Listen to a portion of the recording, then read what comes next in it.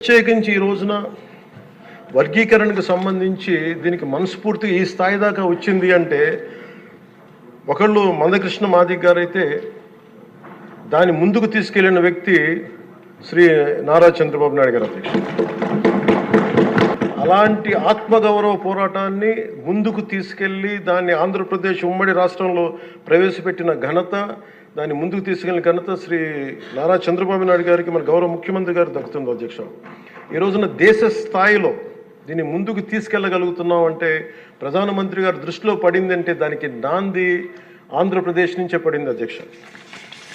ఇలాగ అనేక విభిన్నంగా ఒక్కొక్క చోట ఉన్న ఈ డామినెన్స్ కావచ్చు, లేదంటే ఎక్కువ శాతం తీసుకోవడం కావచ్చు, ఇట్స్ అ బ్యాలెన్సింగ్ యాక్ట్ అధ్యక్ష.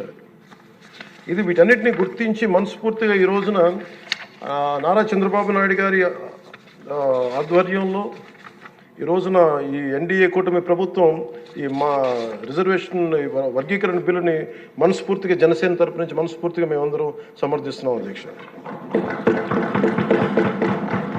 ప్రత్యేకించి నేను మొన్న రాజీవ్ రంజన్ మిశ్రా గారితో మాట్లాడుతూ ఉంటే 100 నుంచి 10,000 లోపు ఉన్న దాదాపు 59 ఉపకులాలు, మా దళిత కులాలు, ఇవన్నీ మాలమాదిగా దళిత ఉపకులాలతో సహా 59 ఎక్కువ సంఖ్యాబలం ఉన్నాయి. దీన్ని ఎలా చేస్తారంటే 100 లోపు నుంచి 10,000 లోపు ఉండే 46 కులాలు అధ్యక్ష. కొన్ని కులాలు దాదాపు 30-40 మంది కూడా ఉన్నారని వారు తెలియజేశారు అధ్యక్ష. అలాగే ఈ సైంటిఫికలీ ఎనలైజ్డ్ ఎంపిరికల్ డేటాని 4 నెలల వ్యవధిలో గౌరవ ముఖ్యమంత్రి గారు బాధ్యత తీసుకొని మంత్రివర్గంతో ఒక కమిటీని ఏర్పాటు చేసి వన్ మ్యాన్ కమిషన్ గారు శ్రీ రాజీవ్ రంజన్ మిశ్రా గారి ఆధ్వర్యంలో నవంబర్లో మొదలై మార్చి 4 నెలల వ్యవధిలో దీన్ని డేటానంతా సైంటిఫిక్గా అనలైజ్ చేసి ఎంపిరికల్ డేటాని విద్యా, సామాజిక, ఆర్థిక, రాజకీయ, అంతర్గత వెనుకబాటుతనాన్ని వారు మూడుగా విభజించిన విధానం చాలా అద్భుతంగా ఉంది అధ్యక్ష. ఇది అందరికీ మేలు చేస్తానని కోరుకుంటున్నాను. మందకృష్ణ గారు వర్గీకరణ ఉద్యమానికి ఆద్యులు.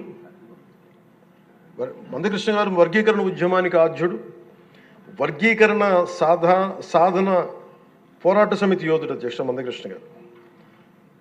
నారా చంద్రబాబు గారు సైబరాబాద్ సృష్టికర్తే కాదు, వర్గీకరణ రూపకర్త కూడా వారు.